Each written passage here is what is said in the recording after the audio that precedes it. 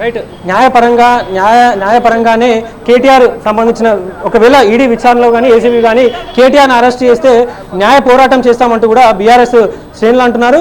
ఇక BRS ED విచారణకు మాజీ మంత్రి కేటీఆర్ వెళ్తున్న సమయంలో పెద్ద ఎత్తున బీఆర్ఎస్ కార్యకర్తలు అదేవిధంగా నాయకులు అందరూ కూడా పెద్ద ఎత్తున ఇక్కడ కలిసి వచ్చారు. ఇక పోలీసులకు బీఆర్ఎస్ కార్యకర్తలకు మధ్య కూడా కొంత తోపులాట జరిగింది.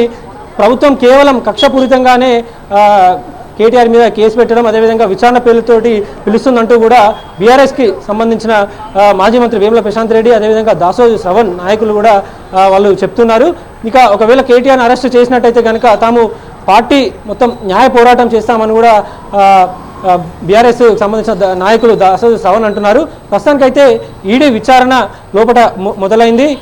అయితే ఎన్ని గంటల పాటు మొదలవుతుంది, అదేవిధంగా ఏ ప్రశ్నలను కేటీఆర్ ముందుస్తారు, ఆ తర్వాత పరిణామాలు ఏ విధంగా మారబోతాయి అనేది మనకు విచారణ ముగిసిన తర్వాత మనకి తెలుస్తుంది. కాగా ప్రస్తుతానికైతే బీఆర్ఎస్ నాయకులని అరెస్ట్ చేసి ఇక్కడికి వచ్చిన కేటీఆర్ విచారణకు వెళ్తున్న సమయంలో వచ్చిన వారిని అరెస్ట్ చేసుకుని పోలీసులు స్థానిక పోలీస్ స్టేషన్కి తీసుకెళ్తున్నారు.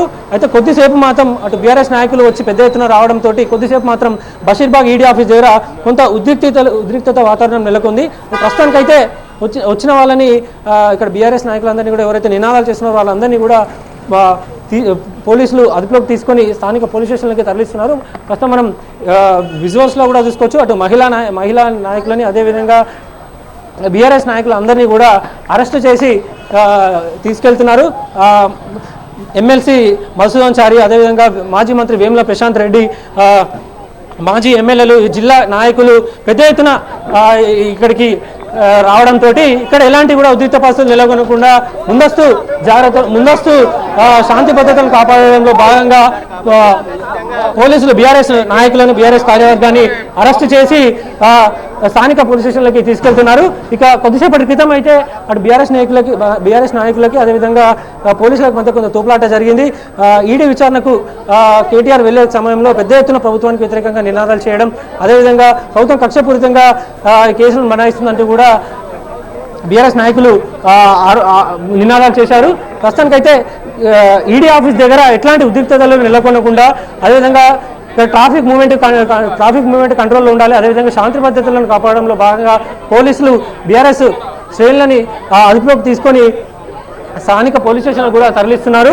ఇక ఇప్పుడు ముఖ్యంగా బీఆర్ఎస్ నాయకులు కానీ అదేవిధంగా ప్రభుత్వాన్ని వ్యతిరేకంగా నినాదాలు చేయడం అదేవిధంగా ప్రభుత్వం కక్షపూరితంగా కేసులు పెట్టి విచారణలు చేస్తూ వేధిస్తుందని కూడా బీఆర్ఎస్ శ్రేణులు చెప్తున్నారు.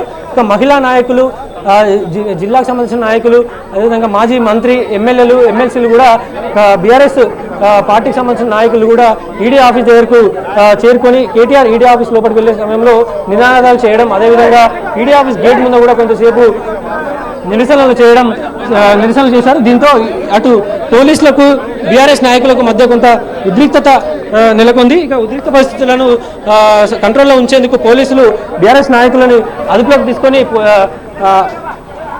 తీసుకొని స్థానిక పోలీస్ స్టేషన్లకి తరలిస్తున్నారు. ఇక మహిళా నాయకులు కూడా పెద్ద ఎత్తున ఈడీ ఆఫీస్కు చేరుకోవడంతో ఇక్కడ ఎట్లాంటి ఇబ్బందులు రాకుండా అదేవిధంగా ట్రాఫిక్ మూవ్మెంట్కి కానీ అదేవిధంగా శాంతి భద్రతలు కానీ ఎట్లాంటి అడ్డంకులు రాకుండా పోలీసులు బీఆర్ఎస్ నాయకులను అదుపులోకి తీసుకొని స్థానిక పోలీస్ స్టేషన్ తరలిస్తున్నారు.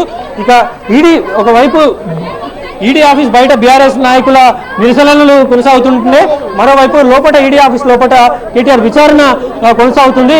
ఇక ఈడీ విచారణ ఎంతసేపు జరుగుతుందనేది కూడా మనకి తెలుస్తుంది. మొత్తానికి ఈడీ విచారణ తర్వాత కేటీఆర్ బయటకు వచ్చిన తర్వాత వీళ్ళ మీడియాతో మాట్లాడితే మనకి మరికొన్ని విషయాలు తెలిసే అవకాశం ఉంటుంది. ప్రస్తుతానికైతే లోపల ఒకవైపు విచారణ జరుగుతుంటే బయట బీఆర్ఎస్ శ్రేణులు కొంత నిరసనలు వ్యక్తం చేస్తున్నారు, ప్రభుత్వానికి వ్యతిరేకంగా నినాదాలు చేస్తున్నారు. ఇక శాంతి భద్రతలను కాపాడడంలో అదేవిధంగా ట్రాఫిక్ మూవ్మెంట్ను ఫ్రీ చేయడంలో భాగంగా పోలీసులు బీఆర్ఎస్ నాయకులను అదుపులోకి తీసుకుని స్థానిక పోలీస్ స్టేషన్లకు తరలిస్తున్నారు. ఇక ఒకవైపు లోపల మాజీ మంత్రి కేటీఆర్ విచారణ అదేవిధంగా మరోవైపు బీఆర్ఎస్ శ్రేణుల బయట అదుపులోకి తీసుకుని లోపలికి తరలించడం లాంటి ఘటనలు ప్రస్తుతం ఈడీ ఆఫీస్ దగ్గర జరుగుతున్నాయి. కావ్య ప్రస్తుతానికైతే ఈడీ ఆఫీస్ లోపల కేటీఆర్ విచారణ జరుగుతుంది. అదేవిధంగా బయట బీఆర్ఎస్ నాయకులను శాంతి భద్రతలో భాగంగా పోలీసులు అదుపులోకి తీసుకొని స్థానిక పోలీస్ స్టేషన్లకు తరలిస్తున్నారు. Kavya. Right, thank you Vishal.